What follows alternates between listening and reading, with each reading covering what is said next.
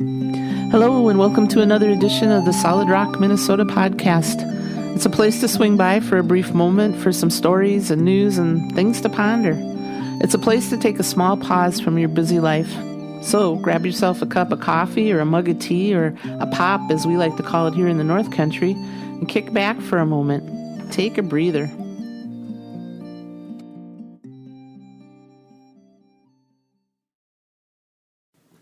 A week's gone by since we took that leap up an hour into daylight savings time.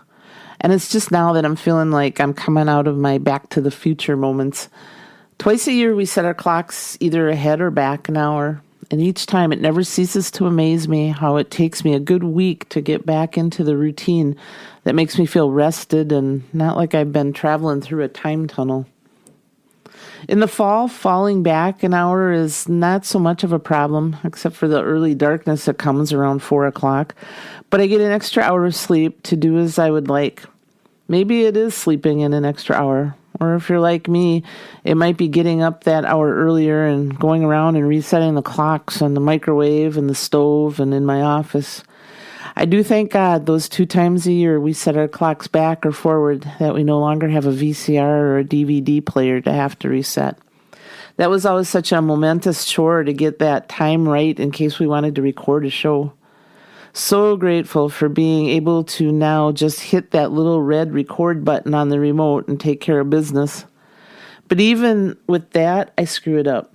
Last week I thought I was recording a show only to find out I hit the record button too many times, and it went from recording one show to recording the series to not recording anything at all. So I just leave any recording up to my best half nowadays.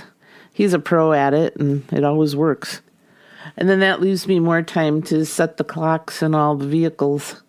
I have to admit here that I usually need to take the owner's manual out for each vehicle and read how to do it. And if I'm being totally honest, there have been times where I just left the clock in a vehicle and couldn't reset it. So for 6 months, the time was correct. And the other 6 months, let's just say it was an ongoing discussion with passengers in the vehicle with me. But back to the time change this past week. While I am always more happy to change the clocks ahead in the springtime compared to in the fall, it's not without a lot of commotion to my body and my mind. I love that daylight savings feels like we're coming out of a long, dark, cold winter. It stays daylight well into the evening now, but I am once again getting up in the dark of mornings. And I'm an early riser. Usually between 5 and 6:30 is my Engstrom rooster gene awakening. But move the time up an hour and have it be complete darkness at that time, and my body and brain will fight getting up. It's dark and it feels cold. No birds are chirping outside the window in the crabapple tree. And definitely there's no signs or sounds of the 2 dogs awakening inside. The only sound from either of them is Zoe's snoring and vibrating the floor. For the first few weeks of going to daylight savings time, it's a definite chore of convincing my brain that it's time to get up. Even though retired and able to sleep as long as I want, I just can't justify being in bed past about 7 o'clock in the morning. I feel like I'm wasting what time I have left here on Earth and need to get moving. And with that thought, I usually will crawl out of bed and grumble a bit to myself about it still being dark and cold. And then there's a few not so kind thoughts about the fools that started this switching the clocks back and forth. Once up and done complaining under my breath, my thoughts start to focus on doing my Tai Chi routine before anyone else is awake and the house comes alive with the smell of coffee and the TV or Alexa popping on the news of the day. Or Max barging in and trying to do Tai Chi with me. It's just me alone, quietly stretching and breathing and taking in the newness of the day as daylight begins to come through the window. If I let it, it becomes a very spiritual or Zen moment for me, taking it all in. I start to awaken as my body stretches and sounds like a bowl of Rice Krispies with all the snap, crackle, and pop going on that I'm hearing from my bones and joints. But I remind myself that I was unable to do that just a few months ago due to pain.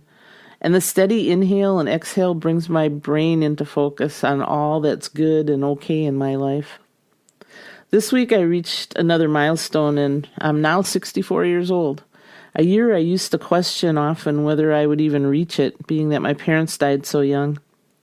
It was a thought I had up until a few years ago when I reached an age past what they survived.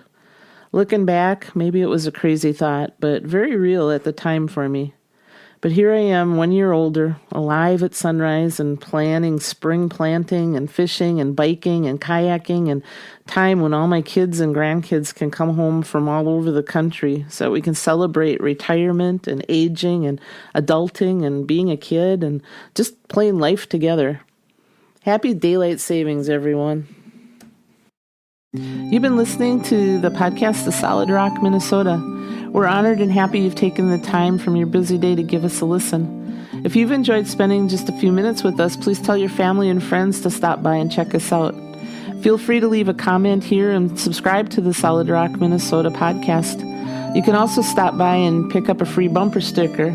Just visit our website at www.solidrockminnesota.com. Until next time, may you be surrounded with life, laughter, family, and friends, people who truly know you. Many blessings.